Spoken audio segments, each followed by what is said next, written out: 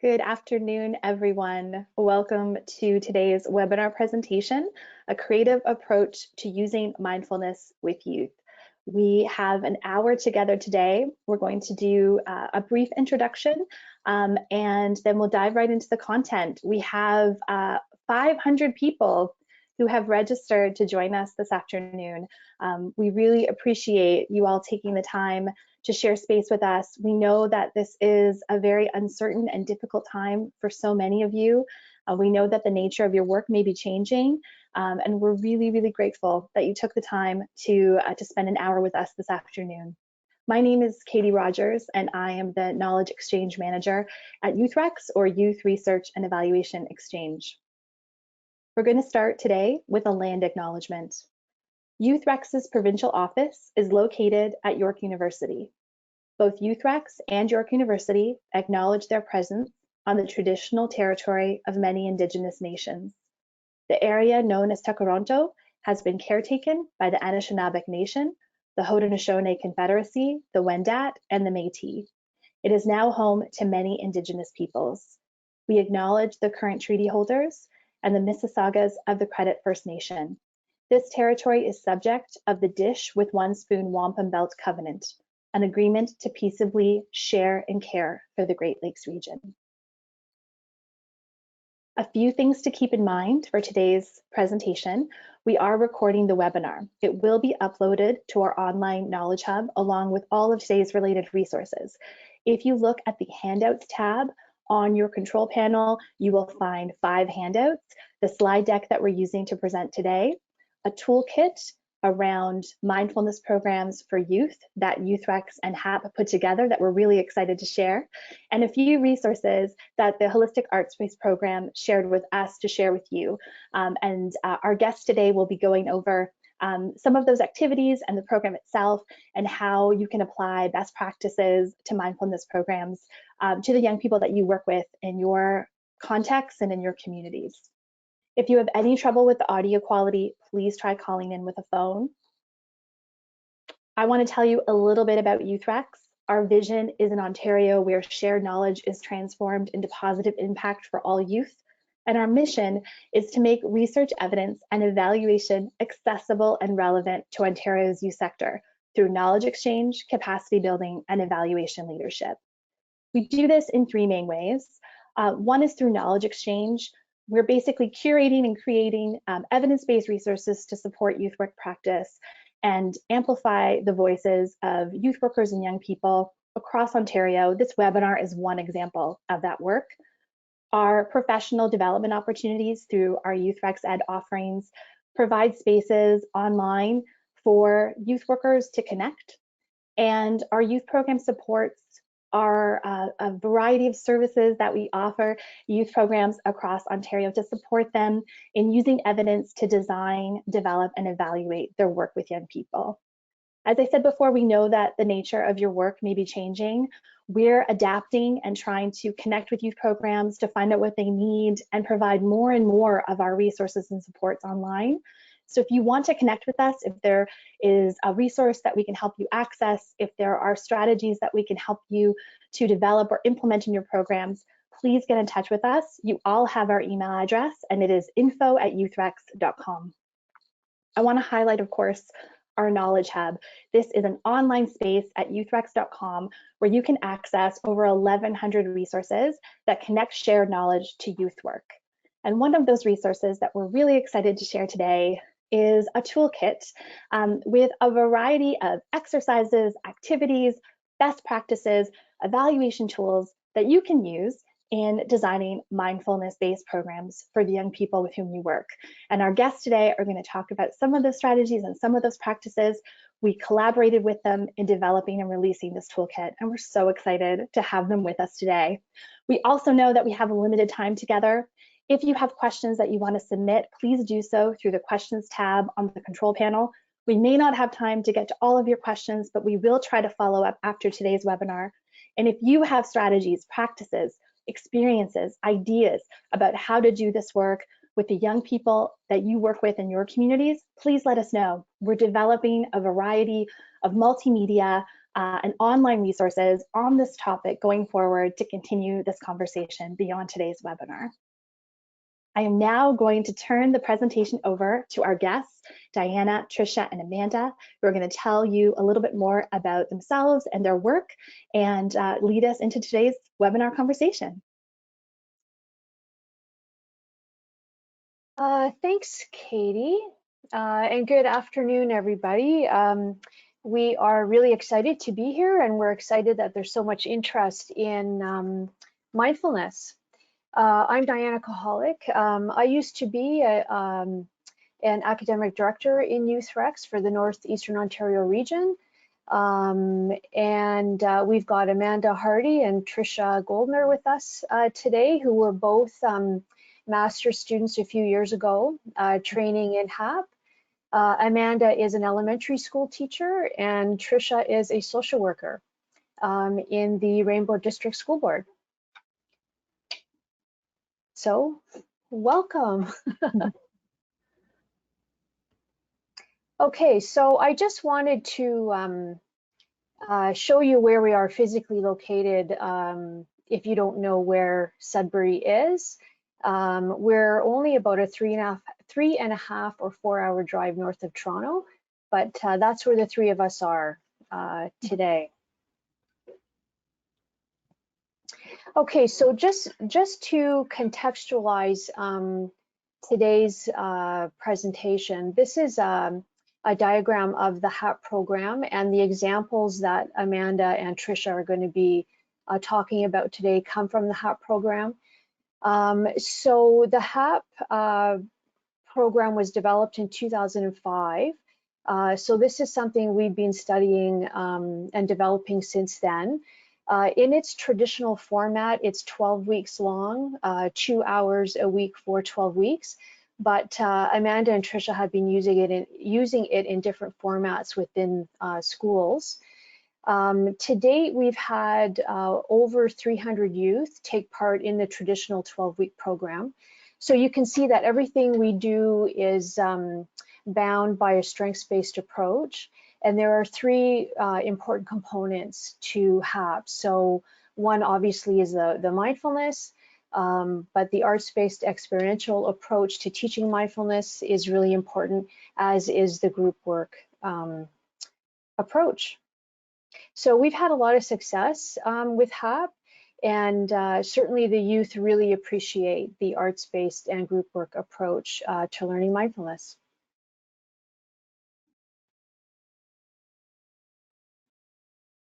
All right, so Tricia's gonna tell you how we describe the concept of mindfulness. So here we have a picture. It's the thoughts jar.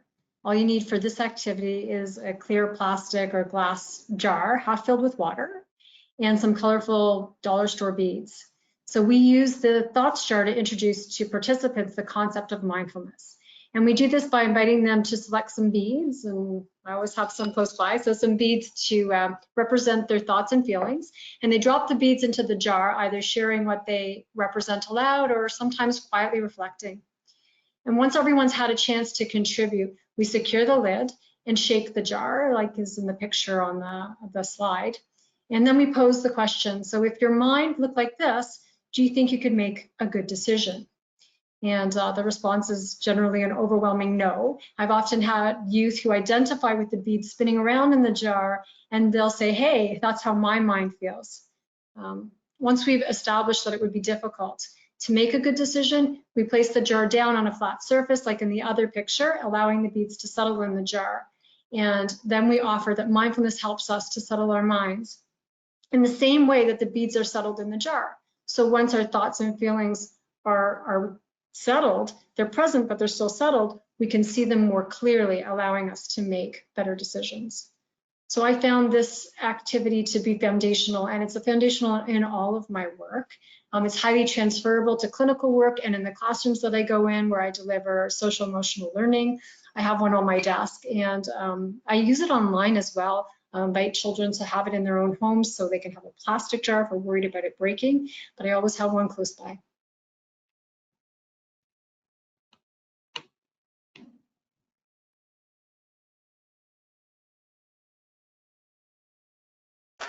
Okay, so just a very quick sort of overview of mindfulness, and I imagine that many of you listening probably already know and maybe have a practice of mindfulness, but mindfulness is really about accessing the present moment and really bringing your attention to what's happening in the present moment.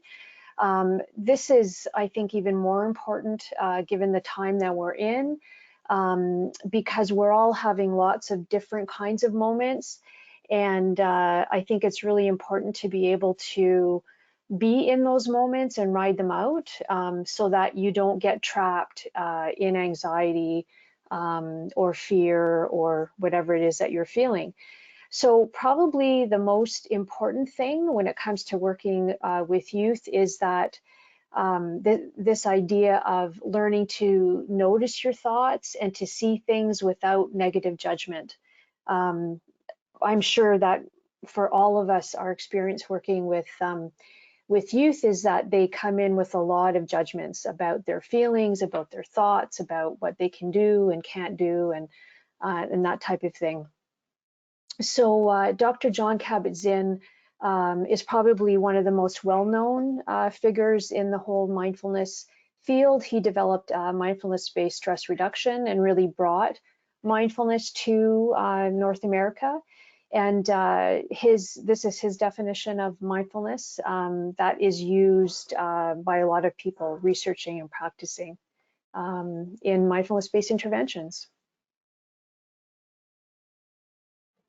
Okay, so mindfulness is a state and it's also a trait or what's called the disposition. So probably most of you have moments when you're mindful. So for some people, this could be when you're walking in nature or maybe when you're doing a sport or a craft, a hobby, something like that. But a state of mindfulness, you know, when you're really doing something and your attention is really focused on what you're doing.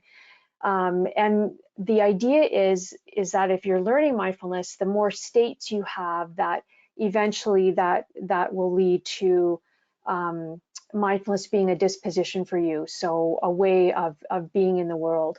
So we like to think of mindfulness as a holistic philosophy, that it's really is a different way to live your life. Yeah, so it's secularized in the West, which is important to know and to be able to talk with people about. Once in a while, we will get questions from parents about what we're doing and you know, if we're promoting a particular religion or something. So it's good to be able to address those concerns. And there are really, when you're reading about mindfulness, there are really different approaches to practicing it, but the two main ones are what's called daily life mindfulness and then a formal practice. So daily life mindfulness is just when you do what you need to do anyway, like for example, washing dishes, going for a walk, folding laundry, having a shower.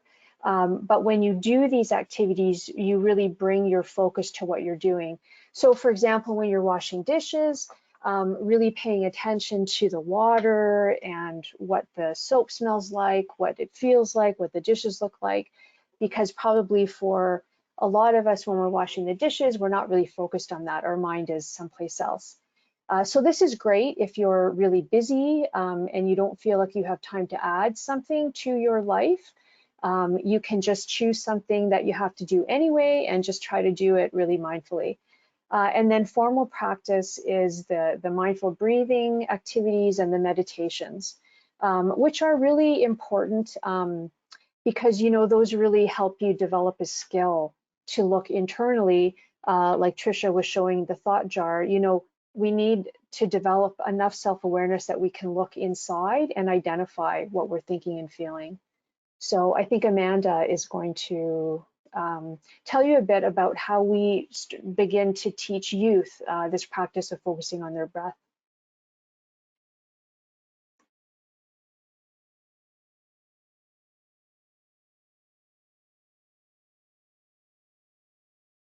Sorry, I was muted there.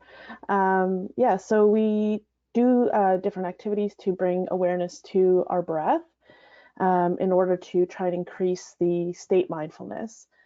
So we're one of the activities that we do, it's called Take 5, and this works really well with younger children and youth. And then another activity that we do is called Figure 8, or the infinity symbol. So I'm going to take you through the mindful breathing of Take 5 together. If you just pull up one hand and have your 5 fingers up. And what we're going to do is on the in-breath, we're going to follow along your thumb till you get to the top. And then on your out-breath, coming down back to the middle. And again, in and out.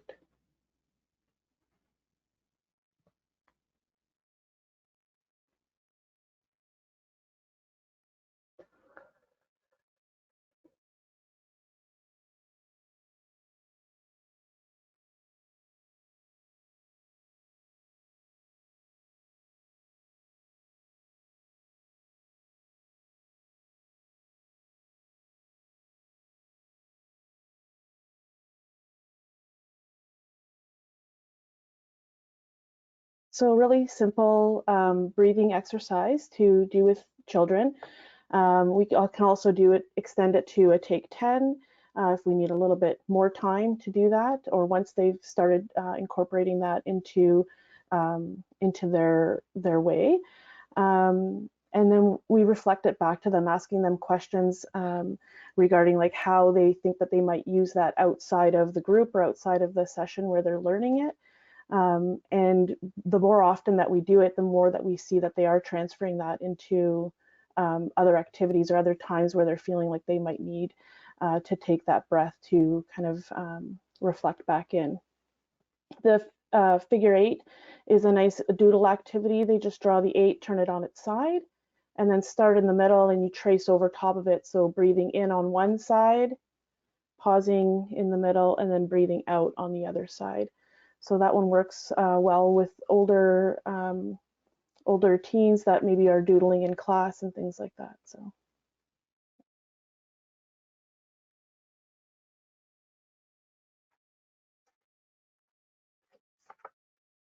Okay, so I mentioned before that mindfulness is a holistic philosophy. So there are concepts that underpin the practice of mindfulness that are important to also teach to youth. So this list here is John Kabat-Zinn's conceptualization of this, but there are other ways to sort of talk about some of these concepts. So in HAP, some of the activities are meant to teach the breathing, some are meant to build the group cohesion and a sense of belonging, and some are meant to teach these concepts. And we're going to get to that very shortly. So non-judging, I already mentioned, is probably one of the more important ones. A beginner's mind is fairly simple to understand. That's just when you bring or you do something as if you've never done it before. So you're just really bringing a sort of an open mind and a fresh perspective to what you're doing. Acceptance is a really important one. You know, that's about dealing with the reality of the situations that you have or people that are in your life.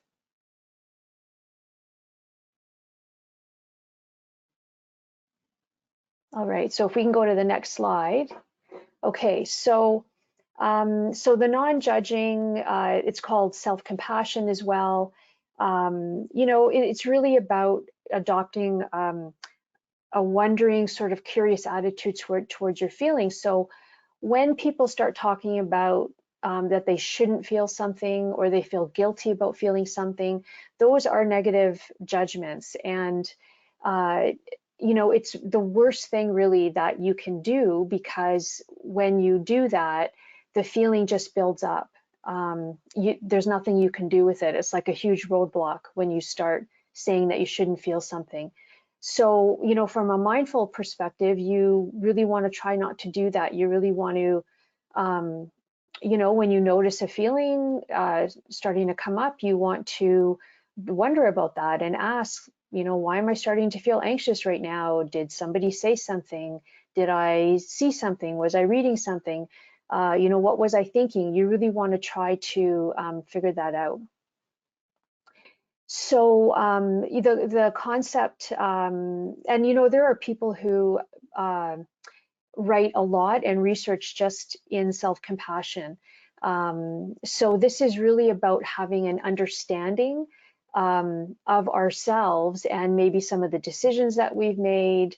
You know, particularly when you work with adults, a lot of adults tend to look back and feel, you know, really regret maybe decisions they've made or things that they've done. And it's really important to look back at different times of your life and understand yourself and have compassion for why maybe certain things happened or why you made certain decisions, right? So mistakes are part of being human, and you know, it's very helpful if you're not judging that pain.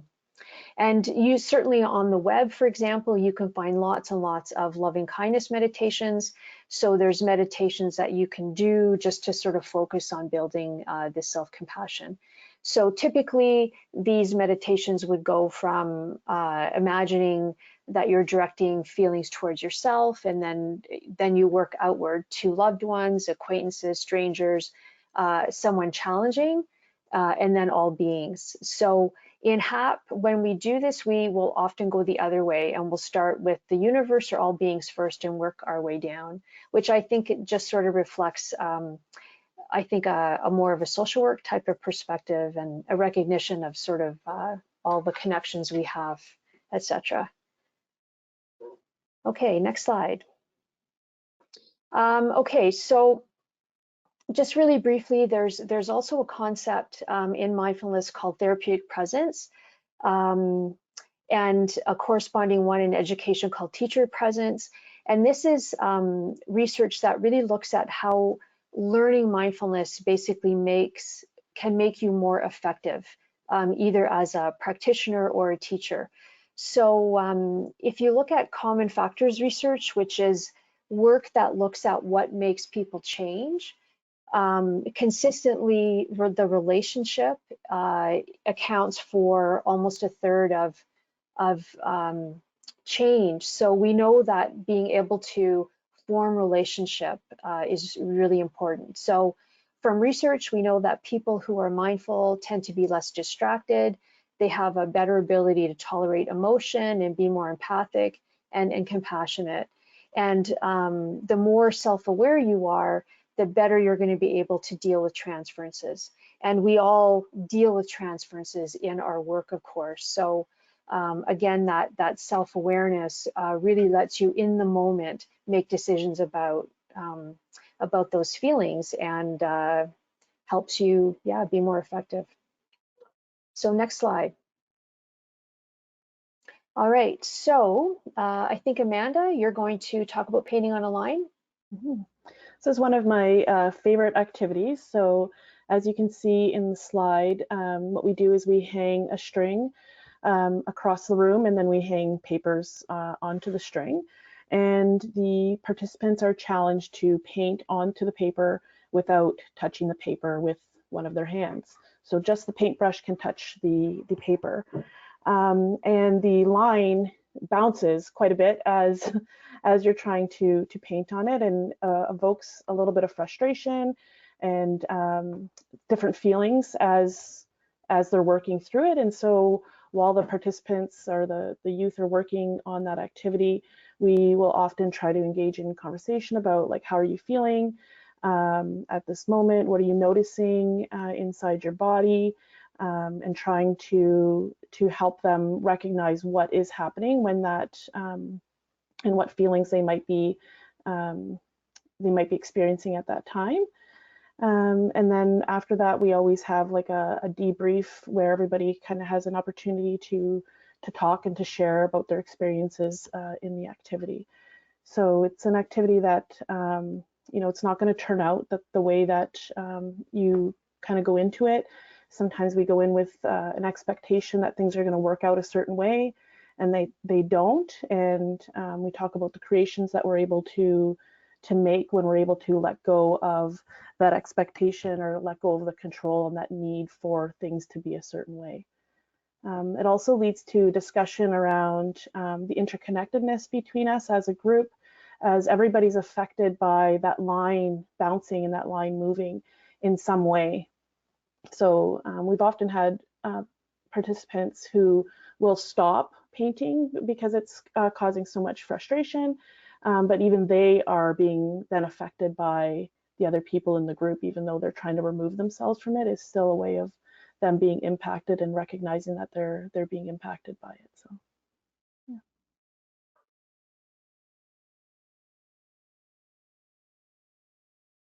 Okay, so why an arts-based approach? So lots and lots of reasons. You know, coming from an arts-based approach is a very engaging, highly engaging for youth, and almost all of our work has been with marginalized youth.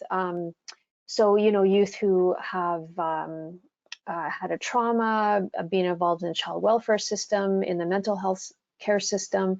You know, youth that are not typically easy to engage. But our attrition rate in HAP has been really low. So really an engaging approach. It's developmentally appropriate. So, you know, children and youth do not have adult brains. So they really need ways to learn about and express their feelings that make sense to them. It really fosters success, which is really, really important. So, you know, coming at it again from this approach really builds the opportunity for success in learning, and can accommodate a wide sort of variety of skills and abilities. And it's fun. It's a really enjoyable approach. Okay. So, you know, I'll just add before we describe some of the activities that when I started this work, we wanted to create a program that was fun, because we knew that we had to not only engage youth, but we had to keep them coming to the program. And I was a bit surprised initially at just how much fun the youth were having, and consistently almost all the participants that take part in the program talk about it as being fun. So I really learned that it's you know, the enjoyment is a really crucial part to the program, and that youth and adults as well can really learn important skills and abilities and capacities through this experience of enjoyment. You know, that change doesn't have to be painful or stressful, which is anyway, I'll just leave it there. So I think Amanda and Tricia, you're gonna take us through a number of activities. Good, thank you, Diana. The doodle draw is one of the first activities that we do, and it starts that creative process for a lot of the youth. So we do this activity during week 1, and it's a good way to have the kids kind of carefree and starting to let go of some of the judgment that they might have towards themselves or their artistic abilities, and really just starting to get to know each other through this process. So for doodle draw, we have them put their pencil or drawing device on a paper and just doodle around a line for a short time, and then we ask them to stop. Once they lift up their pencil or their drawing off the paper, there's a doodle in there, and so what we're asking them to do then is to look for shapes that stand out that might resemble something to them, and then we're also having them at that time, you know, they're looking at each other's, and they might have to turn their page a certain way, so it's starting that perspective taking and just getting them a little bit more comfortable with the creative process and showing them what the art methods are all about.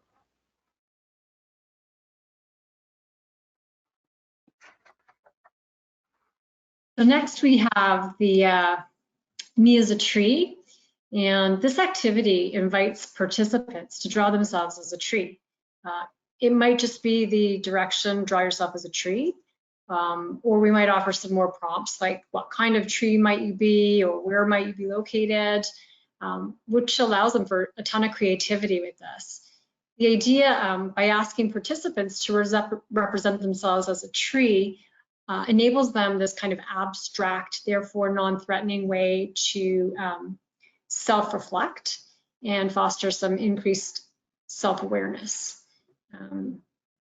The facilitators might start talking about diversity of the trees and build some group cohesion as participants share.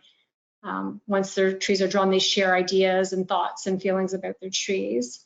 In the picture that's here, we have a beginning and ending trees, which is a little bit different from the original activity, because we normally, early in the program, we invite participants to do the Me as a Tree. In this particular case, they've invited them to do it again at the end of the program. And so here you can start to see that there's this change that happens and growth that happens throughout the 12-week period as the participants have depicted themselves quite differently from one tree to the next. On the next slide, it shows some of the questions that we ask about arts-based creations. And here, these are the examples about the tree. So we might ask about the participants about their tree, what kind of a tree it is. We might get into some of the characteristics of the tree, like the size of the trunk or the colors that they've used, just to get that inquiry, that curiosity going, and then they can explore more and again, learn more about themselves and about group members. And also just really have fun and play with this. This is a really nice way of doing something that's non-threatening. And these questions are applicable to all the arts-based activities. I think that's really important to note. And that's just a guide or some examples with the tree. So in the next activity on the next slide is the feelings inventory. So this is an activity that invites increased self-awareness, but of feelings. So very specific here. And in this activity, we invite participants to reflect on and record their feelings for a particular day. And then that's on one piece of paper. And next to each of the feelings, they all assign a numerical value based on how much of the day they felt that, whatever percentage of the day that they felt that. And then on a completely separate piece of paper, they're invited to draw these feelings based on in dimensions that are directly related to the amount of the day that they experienced that feeling, allowing for a ton of creativity, which you can see here, I think, in this picture, where people have depicted, whether they were tired or annoyed or whatever it might be in the feelings inventory.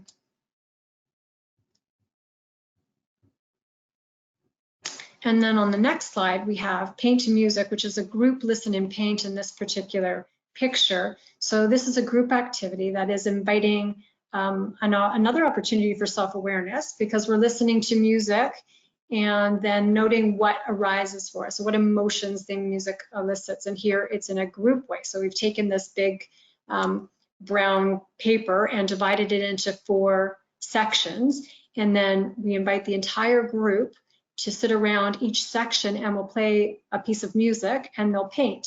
And then we'll shift the group to the next piece or next section, and they'll do the same thing with a different song, and they'll do that for the 4 sections. And then we have the group kind of sit back and reflect on the pictures, noticing similarities or differences, or if there were certain feelings that were elicited or different feelings. And what's interesting is that in some cases in this group work, participants will come together and paint together, or do their individuals, which you kind of see in this painting here, and some of them are very similar. So it would have been an interesting discussion, I think, around how that came to be. Also, we do draw and listen earlier on in the sessions. So it's a nice thing to compare to how different was it to do that individually versus in a group and having to more collaborate, which is what they do in the group paint and listen. And group animals. So for this activity, we invite all the participants to draw or create an animal that they identify with, or that they think symbolizes them in some way, or that that resonates with them in some way. Sometimes for younger students, we just ask them to pick their favorite animal, and then as we're working through the activity and finishing up the creation of the animals, we talk about the strengths of the animal and how those strengths, how we see those strengths within each other and within ourselves. So you can see, like, there's all different kinds of animals on the example that we have here, and then looking at, you know, like a lion, you might think of like as strong or brave, and so we would try to help the youth see those strengths within themselves. And then we put them all together on a board to show that we need all of those strengths within our classroom or within our group to you know, to feel like that we all belong, to show that we all belong in that setting. And there's another example of a different take on the group animal. So this young group of women, one of them misinterpreted the instructions, and we went with it, and they created a group animal with parts of all their animals, and we blended it all into one super animal for our group. That was really fun.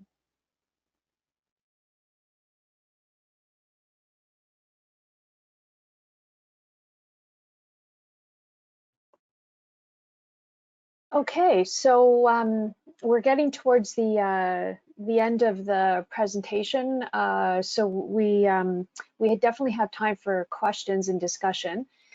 This just shows this book, Facilitating Mindfulness, has the entire HAP program in it, session by session.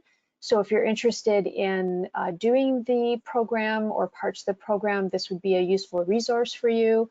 And this link to a video basically shows what it's like, I guess, to kind of learn mindfulness. So HAP team members, most who were students, sort of learning mindfulness, talk about some of their challenges and experiences in learning that. And next slide. These are just some links, so you can certainly follow our work on Instagram, Facebook. A couple of my current team members have posted some videos on Instagram of activities, so if you'd like to check that out, you can. This summer, we are working on developing a community of practice. There's a lot of people now doing HAP, so we're going to develop some kind of mechanism where we can connect, problem solve, you know, share successes, that kind of thing, and resources. So if you're interested in being part of that, then I would say follow along on Instagram or Facebook, or send me an email. We'll be posting by the end of the summer details on how to be part of our community of practice.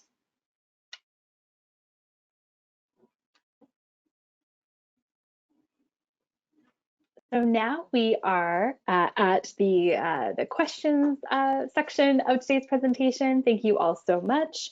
Someone had a very quick question, which I hope is a quick question, around what kind of music do you use in your programming?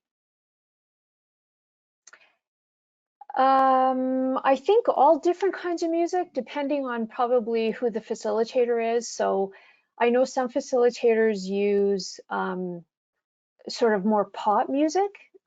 So basically what you want to do is get yourself 5 short pieces from different, like 5 pieces from different songs. And so you might be playing a minute of each. You're not playing like the whole song. And then others will use music that's more instrumental, but try when you're choosing the 5 segments to have them be very different, so that you're evoking different moods and different sorts of feelings and that kind of thing. It's a great activity to do if you feel like the group has low energy or something and you just want people to get up. and do something, it can be a bit of an energizing activity to do. Just for those who may have joined us a little bit later into the presentation, I just want to remind everyone that if you are curious about being able to access the slides, they are available as a handout on the Handouts tab of your GoToWebinar control panel today. They will also be shared with a recording of today's webinar on YouthREX's Knowledge Hub, and everyone will receive a link to help you find that more easily on our website. We also have a variety of activity sheets that HAP has shared with us to share with you. And we also have our toolkit that we have in the handouts tab and also on YouthREX's Knowledge Hub that we collaborated to develop, that has a lot of the activities that were shared with you today, some additional activities, a little bit more background around mindfulness-based programs, and some best practices so that you can adapt to your context. And in fact, that was sort of one of the questions that a few people had for today's session. If you have advice or suggestions on how to adapt these strategies to different populations, because we know that you've worked with different groups of young people and women, and wondering what you keep in mind when you're adapting to different contexts or to different populations.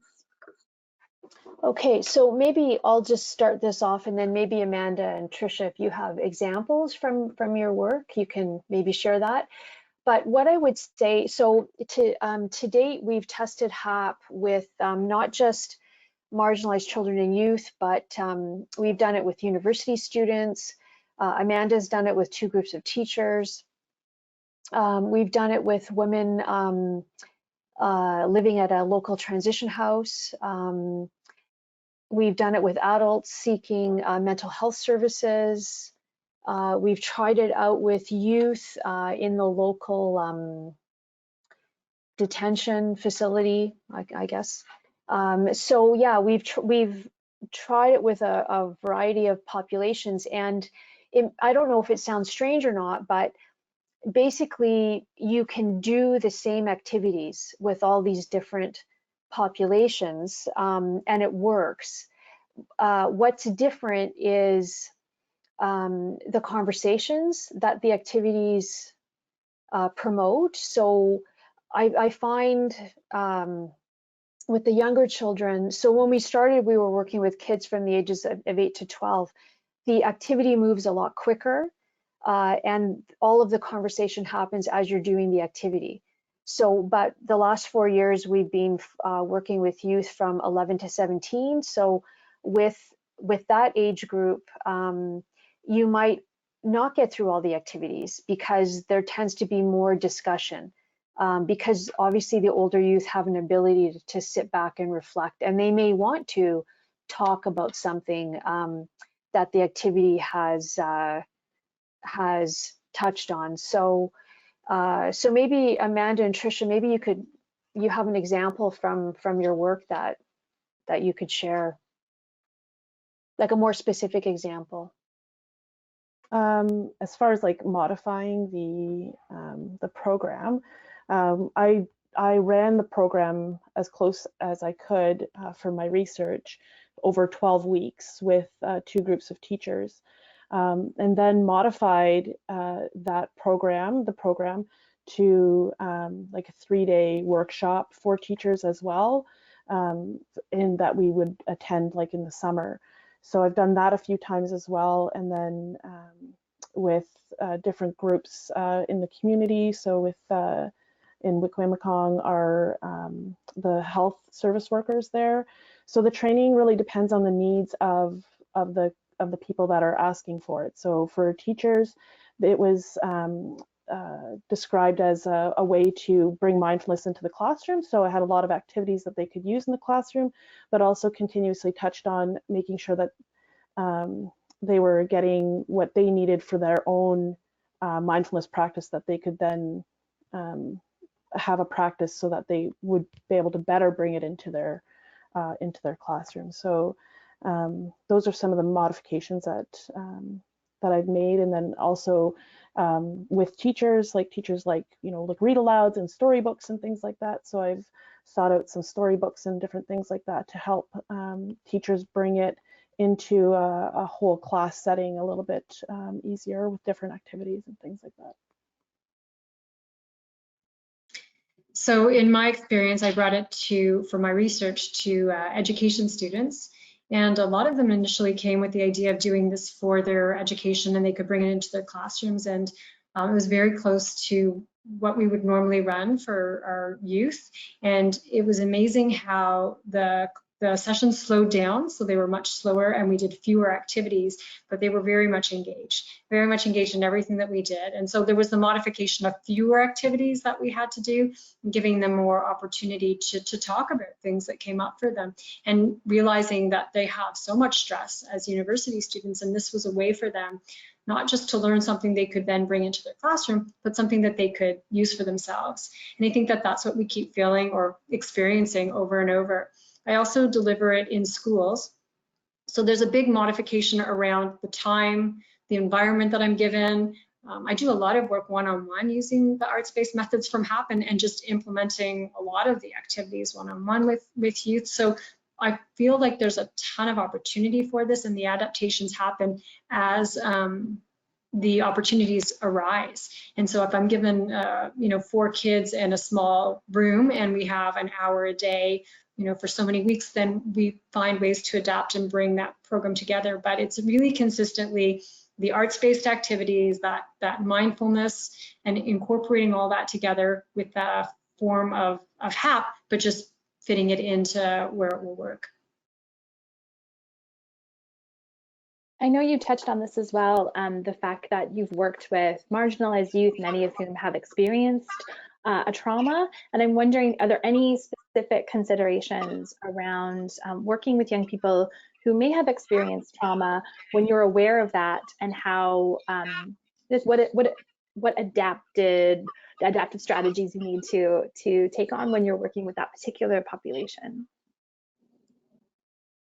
Yeah, so I'm not, I think you need to be aware that mindfulness isn't going to appeal to everybody. And there are some people researching mindfulness in schools, for example, who would say that sometimes particularly the breathing meditations might make some people feel worse.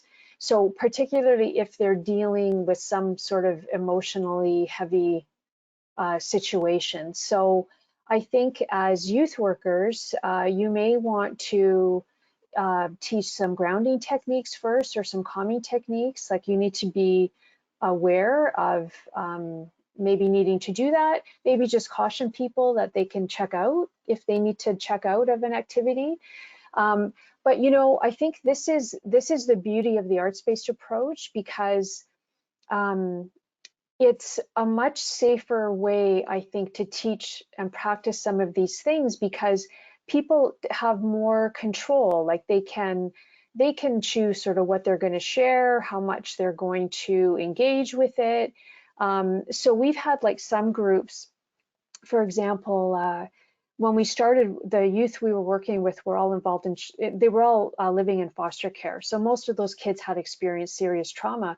So I remember one group of boys, actually, and one of the boys was very hypervigilant and really had difficulty with eye contact and all of this sort of thing. So initially he didn't take part with the rest of the group.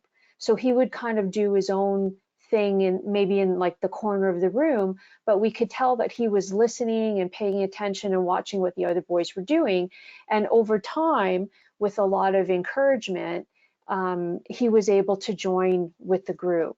So yeah, so in my mind, coming at it from a strengths-based approach and really focusing on the art really accommodates a lot of diversity, and allows children to sort of regulate, their own kind of comfort with what, and I know, like Trisha did, I think Trisha, you were involved in a group recently with, teenage girls that, initially they're sitting there with their hoodie up and they're not participating in the sense that maybe they do something, but then they don't share it.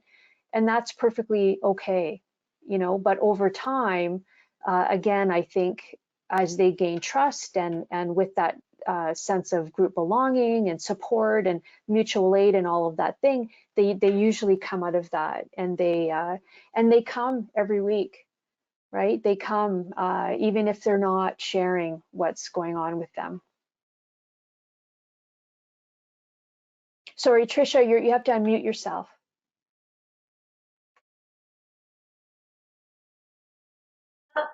The whole idea of mindfulness, it's really hard to access, and this is a really accessible way to do it. There's always the invitation. So I think we start every group when we pass the jar around, whatever we're doing, there's an invitation, which means there's a choice.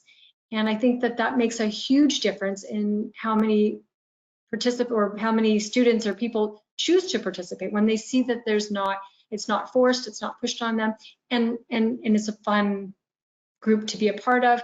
Then they slowly start to contribute and open up, and I find that it's almost always happened. Very few instances I can even think of where they didn't eventually share. I know that a lot of programs are adapting to current circumstances and trying to figure out how to continue to work with young people and how to do that in the current context. And a lot of programs are shifting to online formats. And I don't know if you've all had a chance to kind of wrap your minds around what that looks like, or if there has been some planning that you've been doing around how some of these activities that we talked about today could translate to an online platform, to working one-on-one, or if you bring a group into an online space, if there are any thoughts or ideas or maybe strategies you've already tried, given that, you know, we are, I think, in week 10, you know, that other folks could learn from, that you would be willing to share. Well, I think, you know, we haven't done HAP in an online format yet. We may try something in the fall. We don't typically run groups in the summer, but I've been using a lot of these techniques. I have a small private practice, so I've been using a lot of the techniques with some of the youth I'm working with online, and I know Tricia has as well. I'm surprised, like I have to say, I'm pleasantly surprised at how well it can work. So obviously with a group, you know, there are issues around confidentiality and access, you know, to technology to be able to take part, all of those kinds of things.